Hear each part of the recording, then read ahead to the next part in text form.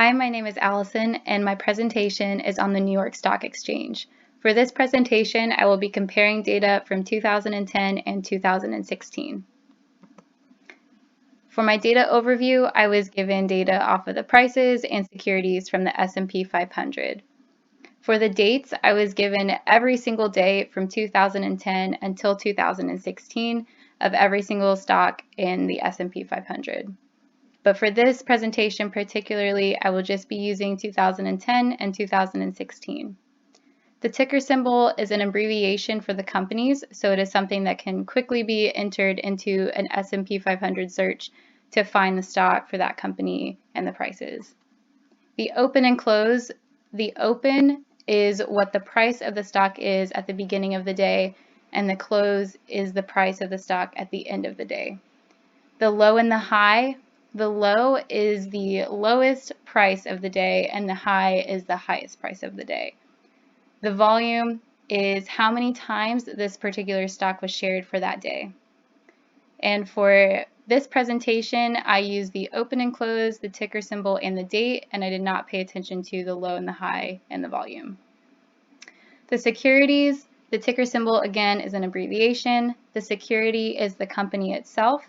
The SEC filings I did not use at all, but these are financial statements that are given to the U.S. securities. The sector is what kind of company it is, and then the sub-industry is a more specified version of the sector. The address of headquarters is where the company is located. The date first added is the day that that company was put into the stock market. And the CIK I did not use either. And this is just a number that's used to identify the company. So out of the securities, I use the ticker symbol, the security, and the sector, but everything else I left out. The source is from Kaggle.com, and when I visited Kaggle's website, it said that they received all of their price information from Yahoo Finance, which is a credible source. Oops. And then the fundamentals, which is the securities, are from NASDAQ Financials and Edgar SEC databases, which are both very credible sources. So for my macro analysis, I decided to compare the S&P 500 growth in 2010 and 2016. So the way I did this was by taking the last close price of the year and subtracted it from the first open price of the year and divided that by the last close, and that gave me the average growth percentage. So we can see that in 2010, the S&P 500, which is represented by this ticker symbol GSPC, was 11% growth. So with all of these ticker symbols down in the right-hand corner, you can see what companies they represent. So for my macro analysis, I decided to take 10 companies, each representing a sector. And there's 2 companies in each sector for the 5 sectors I chose. The red represent the tech industry. So we have Apple and MasterCard. And you can see that even though they were both from the same sector, they didn't have the same growth. So Apple grew 34%, whereas MasterCard had a negative growth of 15%. Again, you can see the same with the green bar that represents healthcare. Anthem had a negative growth, whereas Humana grew 19%. And the same can be said for financial, the purple bars.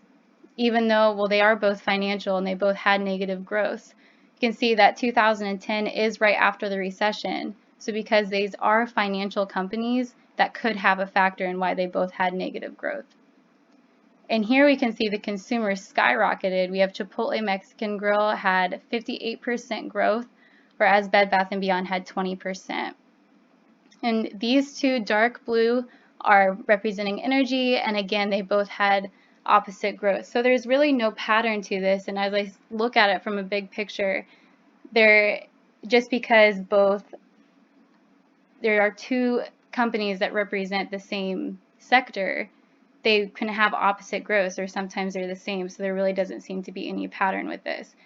So then looking at it at 2016, I was wondering if it would be the same thing, and the same equation was used for this as well. So there is 9% growth for the S&P 500 and almost the same growth positive growth in every single company except the consumer. And so I'm wondering why the consumer has such a negative growth compared to all the other sectors in 2016 instead of 2010 where it had positive growth. So in my microanalysis, I decided to go a little deeper into month to month, and you can see that in these month to months, they're not as positive as the macro analysis was. So I went ahead and took January, June, and December of 2010, as well as January, June, and December of 2016.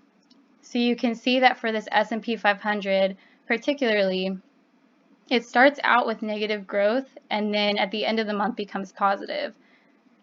So as the year goes on, it's not always as nice as it seems in the end when it has positive growth.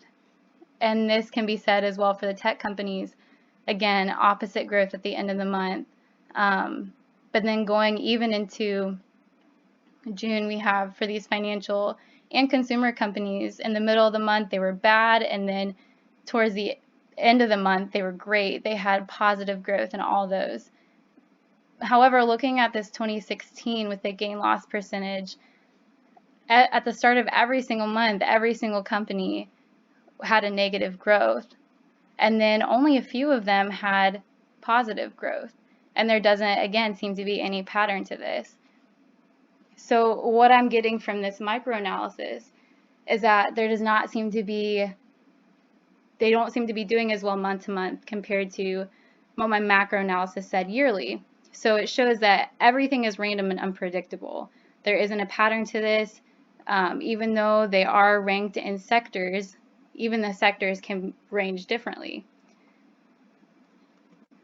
So for my interpretation, 2010 shows that even though this is coming off of the recession period, 2008 and 2009 are still affecting these market sectors.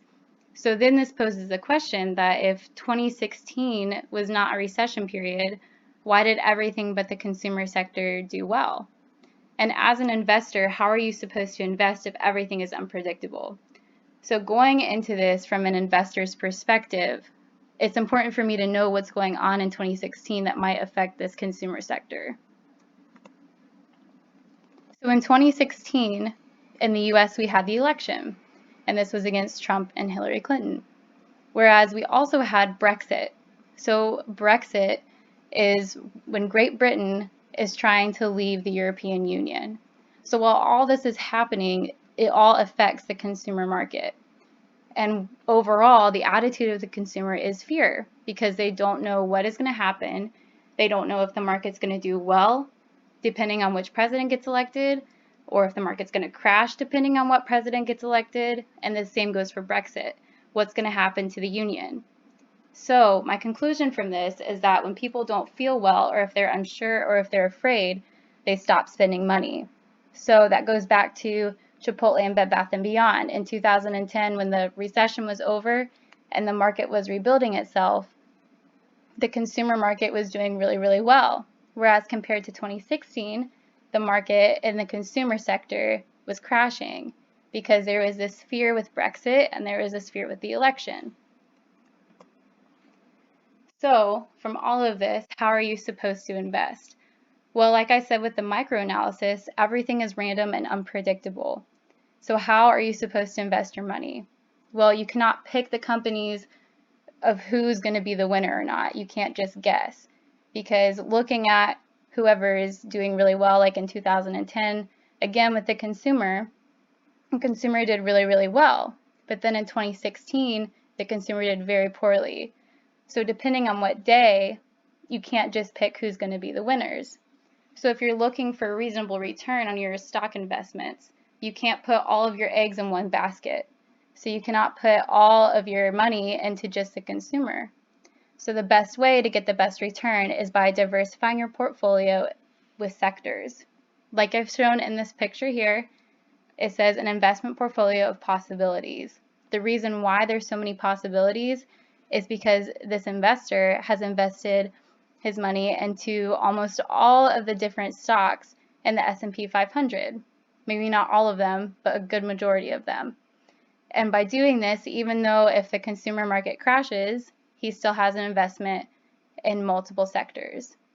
So my conclusion from this analysis, from an investor's point of view, is that the best way to invest my money in stocks is by diversifying my portfolio. Thank you.